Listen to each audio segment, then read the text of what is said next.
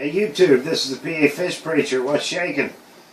No, this is not another My Aquarium box. This is part 1 to the series, The Journey to the Planted Tank.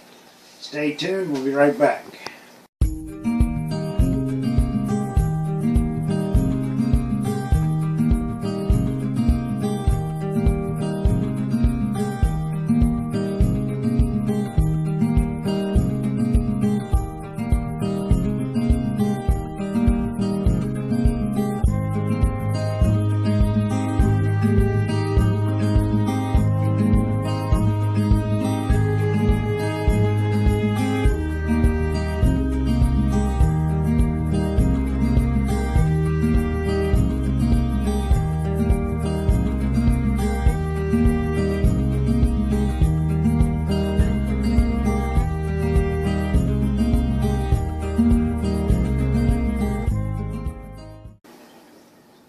Okay, this is part 1 to the series, The Journey to the Planted Tank.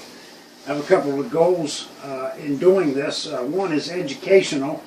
I was on Facebook not too long ago, a couple of groups on there, planted tanks, low-tech tanks, and someone asked a question.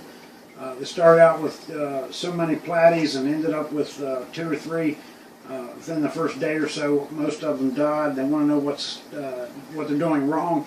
And so maybe it's a question about cycling a tank or something, and I've told several folks myself, you can go to YouTube, there's plenty of videos to learn these types of things. Second goal is that of encouragement. Try to encourage someone to get into the hobby and stay in it for the long haul, and anyone can do this. It's a good way to relieve stress, a good way to keep you out of trouble, keeps you at home. And so encourage you to stay with it for the long haul. Okay, this is the journey to the planted tank. Behind me is a 29-gallon freshwater. Obviously you don't just start out with it looking like this. It doesn't have any CO2, it's low tech, it does have highlighting, but you have to start somewhere. I remember as a kid I asked for a 10-gallon or a fish tank for Christmas one year, and it was wrapped up in paper, and I poked a hole in the top thinking if I could just look through that little hole I could tell what was inside that big box. But I didn't really get into the hobby until a number of years later. Then as a teenager we had a neighbor live behind us. Shout out to Larry Abbott. He had a nice saltwater tank, several community freshwater tanks. He gave me some fish and just encouraged me to get into the hobby. But then right before going to college and then eventually got married, I took a sabbatical for a number of years. I sold everything I had, which now I wish I would have kept all of that.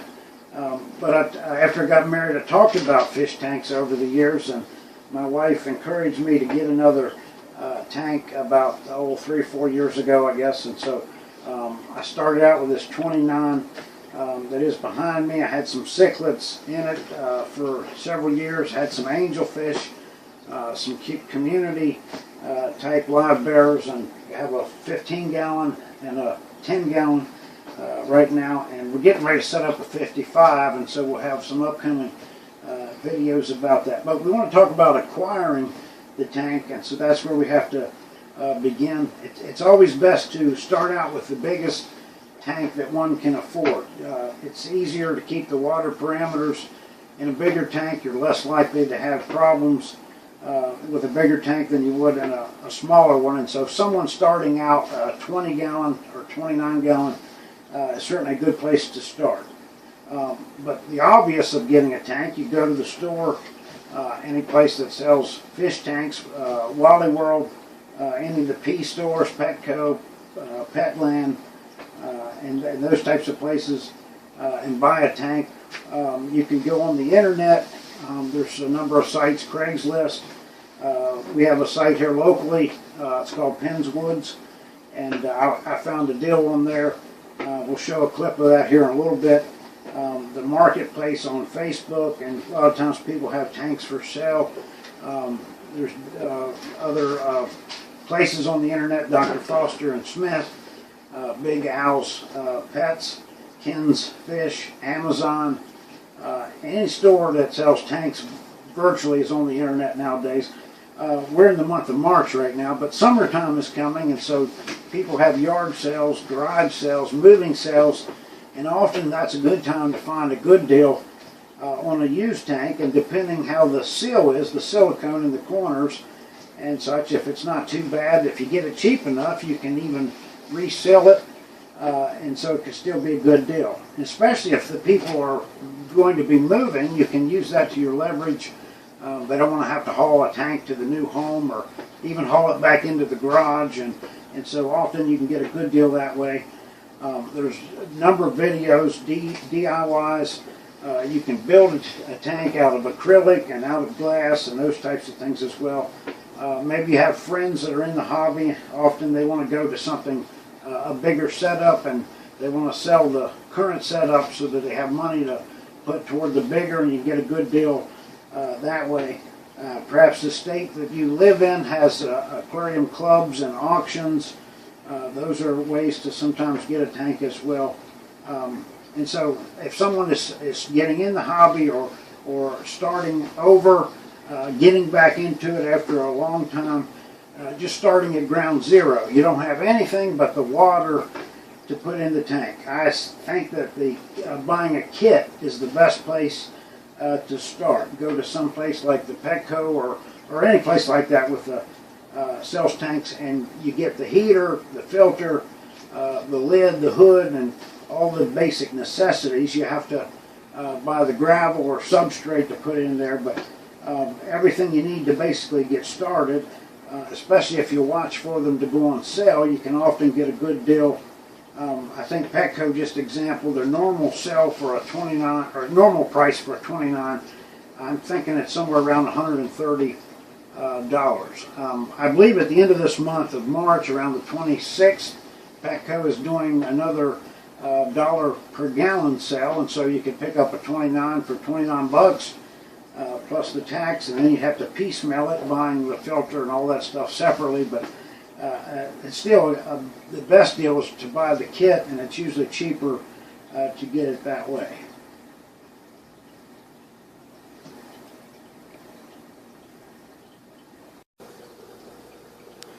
Alright, this is the planted tank. It's a 29-gallon freshwater. Various plants. We'll talk about those in an upcoming video. There's a couple rainbows in this, some platies, an algae eater, and a small pleco, and a couple snails. We tried to show a clip of the 55 that we're going to be setting up, but it's nighttime and the garage lighting wasn't that good, so that'll be coming up. I got a decent deal on that. Got the stand, the filter, the lighting, 5-gallon bucket of gravel, and all for a pretty good price, and so I didn't have to go too far to get it. But I'd like to wrap this video up today with an illustration. If you're going to be in the hobby, you'll find a tank. It'll come to you. You'll find one somehow, but my parents wanted to build a house years ago, and so we went to the contractor's home to talk about it, and it turned out the guy's wife had a 55 that she was selling. This was one of the old styles, had the metal framing around the corners and the slate bottom. It was a heavy tank, and she says, well, I'm actually selling it. So I said, well, how much do you want? And it had a red tail shark. It had a couple tinfoil barbs.